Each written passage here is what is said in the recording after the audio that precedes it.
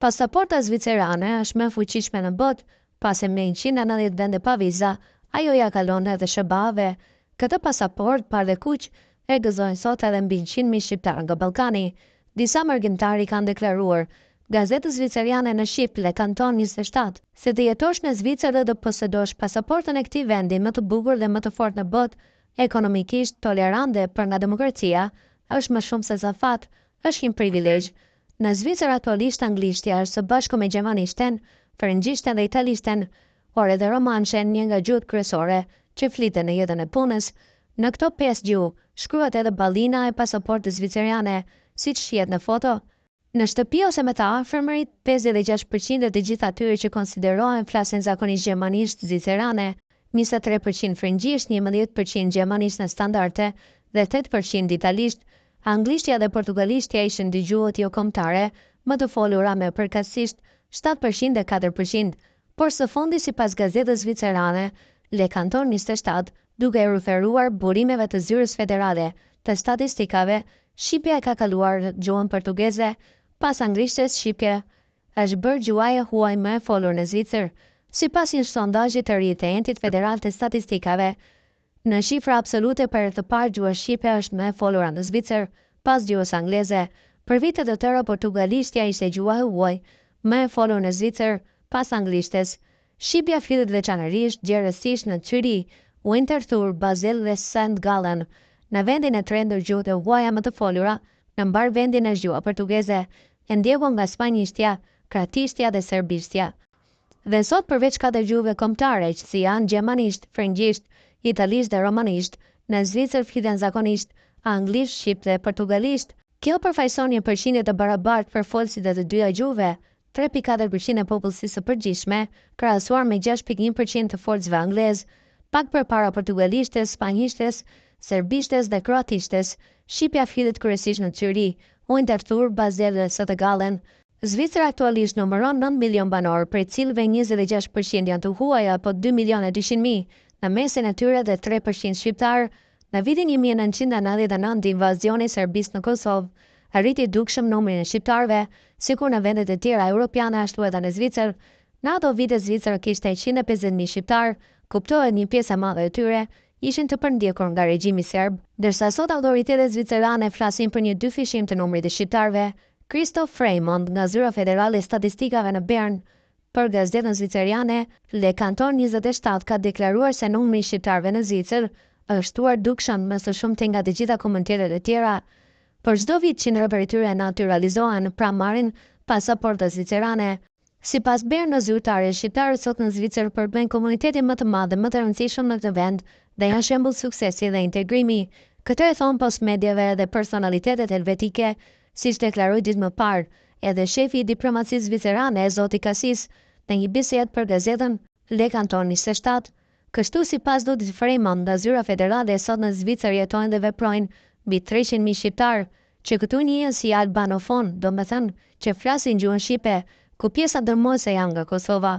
Këtu bëhet fjalë për 200.000, kurse nga Maqedonia e Veriut mbi 100.000 shqiptar, nga Lugina e Preshevës 20.000 dhe të tjerë janë nga Shqipëria dhe territoret shqipfolse të Mallit të Zi.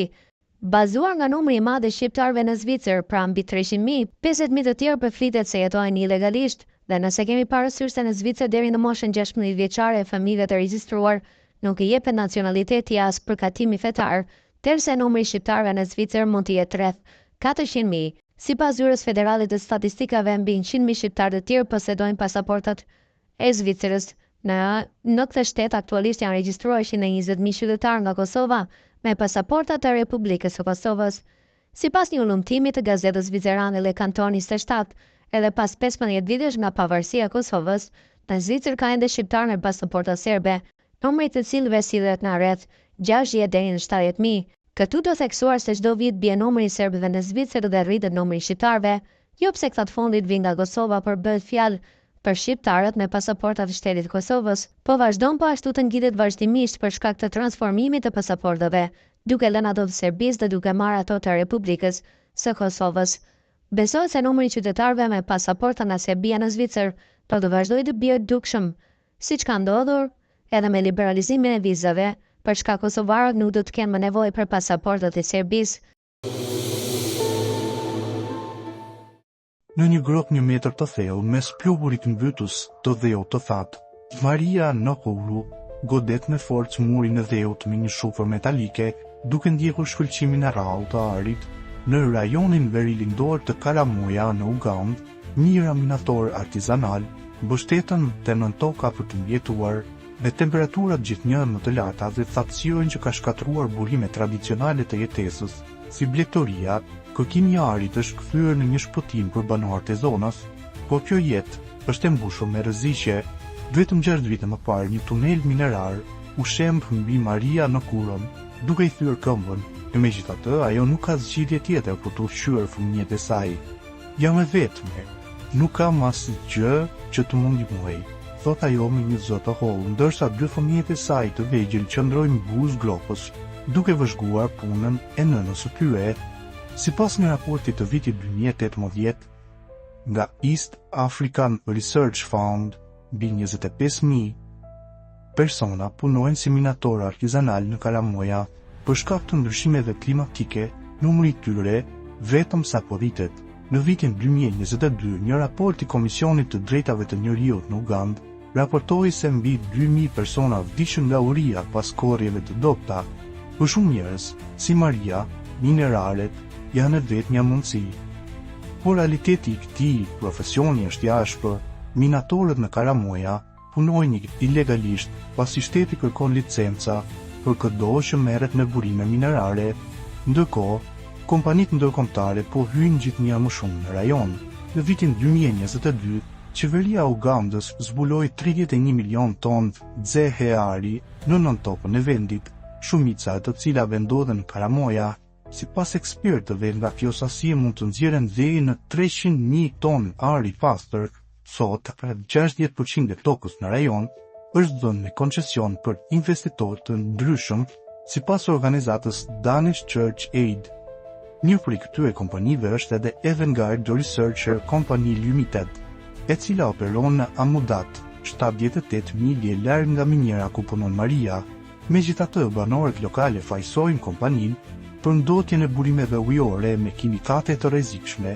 Në prill të vitit të kaluar, një 12 vjeçar, Daniel Dongue, humbi jetën pasi piu ujë të kontaminuar. Sipas babait të tij, ajo sëmur me një herë dhe vdiq rrugës për në spital. Djali ishte i zgjuar, ndërronte të bëjë mosues, thot babai i tij me trishtim. Sipas tij, Evergrande dhe vetëm 109 pound për shpenzimet e varrimit. Ndërkohë, si përmarrja e huaj vazhdon të shfrytëzojë rajonin. Raportet pranë përfaqësuesve të Mega Gold Mining, një kompani me seli në Kampala, duke analizuar tokën pranë zonës ku punon Maria, këto zhvillime kanë shtuar frikën mes minatorëve artizanal për dëbim të mundshëm. Kur dikush vjen dhe thot, kjo është toka ime, ti duhet të largohesh, thot Maria me shqetësi. Megjithatë, për shumë si ajo, largimi nuk është një opsion. Në fund të çdo dite, minatorët presin në radhë për të shitur arin e nxjerrë ndërmjetësve. Për një qese 100 gramshe ari, ata marrin rreth 65 pound, një shumë që duhet të mbulojë nevojat bazë të familjes. Në një përpjekje për të ndihmuar komunitetin, disa grupe lokale po munduan të ofrojnë alternativa për fëmijët. Margaret Lamiang, kryetarja e grupit kulturor të grave të Karamojës, ka ndihmuar disa fëmijë minator të ndjekin shkollën, përfshirë 12 vjeçarin Mark Lotte, i cili tani ndërron të bëhet mjek. Por për mijëra të tjerë, realiteti mbetet i pandryshuar. Ata do të vazhdojnë të gërmojnë në dheun e thatë të Karamojës, duke shpresuar për një grusht pluhuri të artë, do të mund të ushqejnë fëmijët e tyre. Fëmijët nuk mund të hanë arë, thot Maria, ndërsa vazhdon të godasë me forcë dheun e thatë.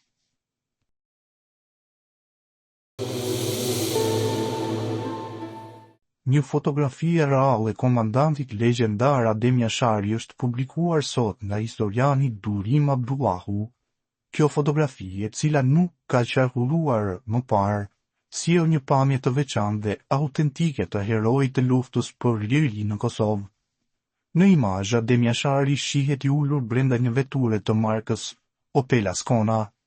Pamja e tij e thjeshtë dhe natyrale përçon një mesazh të fuqishëm mbi personalitetin e tij të përullur dhe të vendosur.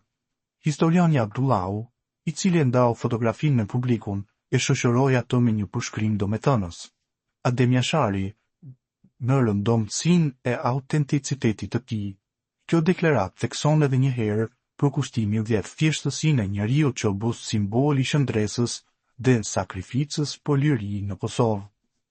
Publikimi i kësaj fotografie ka ngjallur interes dhe emocione tek qytetarët, të cilët gjithmonë e kujtojnë Adem Jasharin me nderim dhe krenari. Figurat e tilla historike beten frymëzim për brezat e ardhshëm, duke përjetësuar kujtimet e tyre në ndërgjegjen kolektive të popullit shqiptar.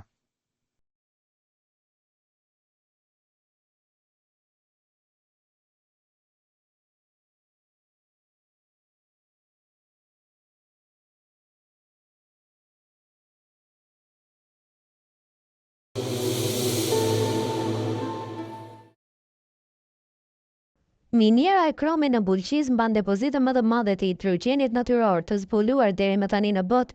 Profesori i Fakultetit të Gjeologji Minierave Bardhyl Muçeku, i cili është pjesë e ekipit prej 8 profesorësh shqiptar dhe francez, që zbuluan praninë e këtij gazi që konsiderohet si karburanti i së ardhmes, tregojnë detajet e studimit, puna e të cilit filloi në maj të vitit të kaluar.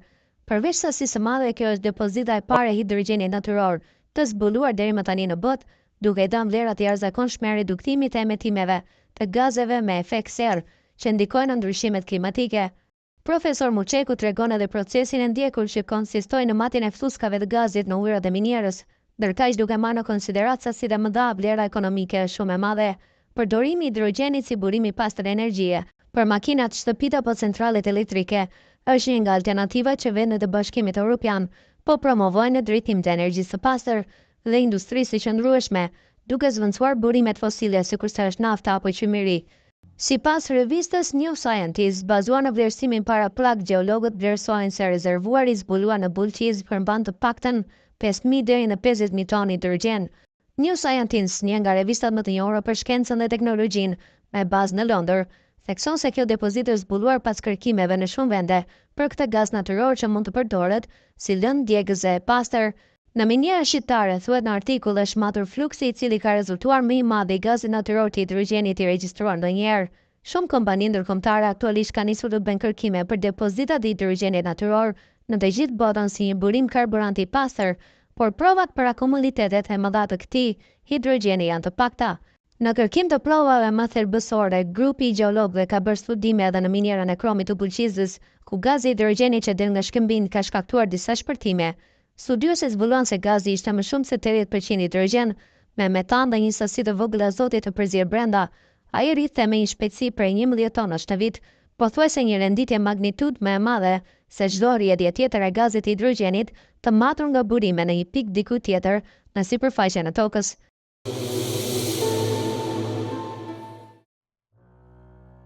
E ashtu quajtura kulla shqiptare pranë manastirit të Hilandarit në malin e Althosit është një strukturë mesjetare e lidhur me Gjon Kastriotin, babain e Gjergj Kastriotit. E vendosur 1 kilometër në jug të Hilandarit mbi skitën e braktisur të Trinisë së Shenjtë, kjo kull u ble nga Kastrioti në vitet 1421-1422 nga manastiri për 60 florin venecian, së bashku me 4 Adel Fata, të drejta banimi për veten dhe djemtë e tij. Një pjesë e informacionit të paraqitur si dhe fotografit janë bazuar në artikujt e Dr. Paskalis Androidis. Kjo kull ekzistonte shumë kohë përpara se të blihej nga Kastrioti, me gjas që në shekulli 12, fillimisht ajo ishte ndërtuar për qëllime mbrojtëse duke shërbyer si stre për morgje gjatë sulmeve të piratëve. Kastrioti e rinovoi dhe ndoshta e zgjeroi kompleksin. Pas vdekjes së përfituesve të vendit në vitin 1468, kulla ju rikthye monastirit dhe më pas funksionoi si pjesë e një skite monastike. Në dokumentet e shekullit të 16, struktura përmendet si kulla e shqiptarit, ndërsa ndonjëherë quhej edhe kulla e Shëngjergjit. Kulla vjoj të përdoret për shekull me radhë, por me shumë gjasa, u braktis në fillim të shekullit të 20. Kulla ka një formë katrore me kontraforte të cekta, tipike për ndërtimet bizantine e ngjashme me kullën e Shën Savës në Hilandar. Fillimisht ishte një ndërtesë traditshme, por sot ka mbetur në një lartësi maksimale prej 6 metrash me more 1.5 metra të trasha. Hyrja ndodhet në anën lindore e ngritur mbi tokë dhe aksesueshme përmes një shkallë druri të lëvizshme. Në pjesën veriore të kullës ndodhet një çistër e mbuluar me qemer, e cila ende ruhet. Përreth të fshehura nga vegetacioni gjen e rrënojat dhe ndërtesave të tjera, mbetje të skitës së vjetër. Ky lokacion historik pak i njohur përfaqëson një ndërthurje të trashëgimisë shqiptare e bizantine dhe monastike athonite, duke lidhur genealogjin e Skënderbeut me peizazhin fetar dhe politik të malit të Athosit. Ndërkohë në manastirin e Hilandarit në malin e shenjtë të Athosit ndodhet vari i Reposh Kastriotit, një prej vëllezërve të Gjergj Kastriot Skënderbeut. Mbi këtë var është skalitur një mbishkrim, ku ai identifikohet si princi i lirë, një dëshmi e qartë e përkatësisë së tij etnike, përtej narrativave të mëvonshme që përpiqen ta paraqesin atë si pjesë të botës slave. Historia tregon se Reposh Kastrioti, një nga bijtë e Gjon Kastriotit, u dërgua si peng në Oborin Osman gjatë sundimit të Sultan Muratit II. Rreth vitin 1426 ai u kthye në Ade, pikërisht në këtë periudhë Gjon Kastrioti, së bashku me 4 bijtë e tij siguroi të drejtat e Adelfatit në manastirin e Hilandarit. Adelfati ishte një drejt personale që u garantonte fisnikëve mundësinë e shndrimit dhe shfrytëzimit të burimeve të manastirit, por që nuk mund të trashëgohej. Kjo marrëveshje e veçantë lehtësoi vendosin e familjes Kastrioti në Hilandar, veçanërisht në kullën e Shën Gjergjit, e cila në burime të mëvonshme do të njihet si Pirgu i Arbërit, një emërtim që dëshmon praninë dhe identitetin e tyre. Pasi hyri në manastir dhe mori bekimin nga vëllazërimi i Hilandarit, Reposh Kastrioti vendosi të përqafonte jetën monastike. Ai ndroi jetë me 25 korrik 1431 dhe u varros në ambientet e manastirit. Një fat të ngjashëm pati edhe vetë Gjon Kastrioti, i cili pas disfatave dhe një pasnjëshme përballë forcave osmane, vendosi të tërhiqej në manastir si murg, duke marrë emrin Joakim. Ai jetoi aty deri më 4 maj 1437 kur ndroi jetë. Prania e familjes Kastrioti me Hilandar është një tregues i lidhjeve të tyre të hershme me botën ortodokse, një aspekt që shpesh përdoret nga historiografë të ndryshëm për të argumentuar prej ardhin e tyre. Madje burime të ndryshme historike si ta Tutus Liepçević kanë tentuar ta paraqesin Gjergj Kastriotin si serb dhe prijes e periut, duke i lidhur me traditën ortodokse të Ballkanit Mesatar. Sidoqoftë, fakti që Reposh Kastrioti identifikohet në mbishkrimin e tij si princ i lirë nuk lë vend për interpretime që mohojnë origjinën arbërore të familjes Kastrioti. Për më tepër, emërtimi Pirgu i Arbërit në Hilandar përforcon praninë dhe rolin e tyre në atë hapësirë. Një tjetër burim sugjeron se Gjon Kastrioti dhe djemtë e tij kërkuan strehim në manastir për të shpëtuar invazionet osman. Në vitet 1426 dhe 1430, ata arritën një marrëveshje që u garantonte të drejtën për të përdorur kullën e Shën Gjergjit, e cila mbeti e lidhur me ta edhe pas vdekjes së Reposhit në 1431 dhe të Gjon Kastriotit në 1437.